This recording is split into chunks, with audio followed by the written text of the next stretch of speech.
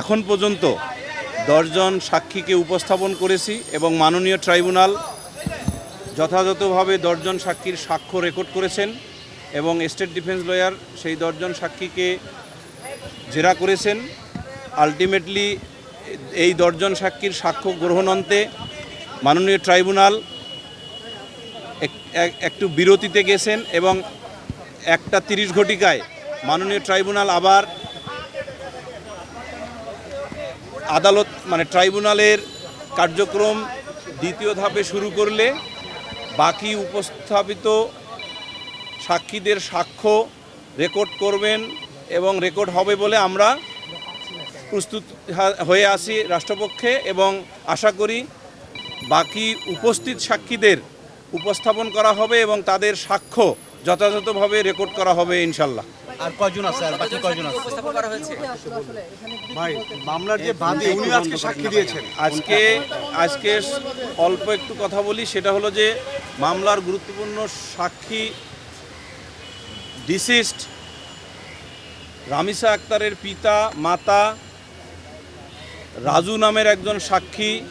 তার বড় বোন রাইসা আক্তার এবং শেখ আবু শামা সাক্ষ্য দিয়েছেন। অর্থাৎ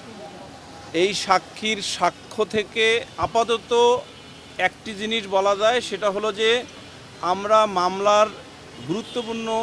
যে ইনক্রিমিনেটিং এভিডেন্স সেটা মাননীয় ট্রাইব্যুনালে সাক্ষীগণ তাদের জবানবন্দিতে এবং কিছু কিছু অংশে জেরার মাধ্যমে সুপ্রতিষ্ঠিত করেছেন এবং উভয় আসামির সংশ্লিষ্টতার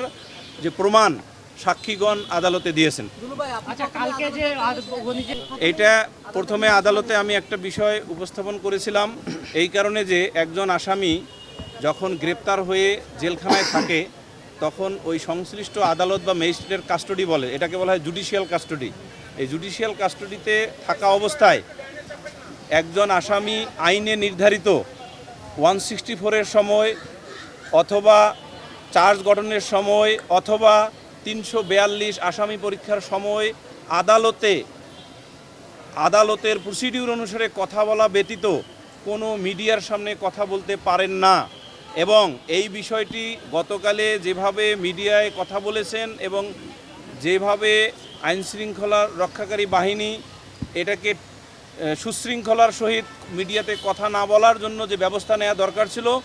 সেটা যেহেতু পরিলক্ষিত হয় নাই, সেইটুকু যাতে পরিলক্ষিত হয় ফার্দার প্রসিডিংয়ের ক্ষেত্রে, এই জন্য একটা আবেদন করেছিলাম এবং সেই আবেদনে মাননীয় ট্রাইব্যুনাল নির্দেশ দিয়েছেন যে আইনশৃঙ্খলা বাহিনী যাতে সুশৃঙ্খলভাবে আসামিকে তার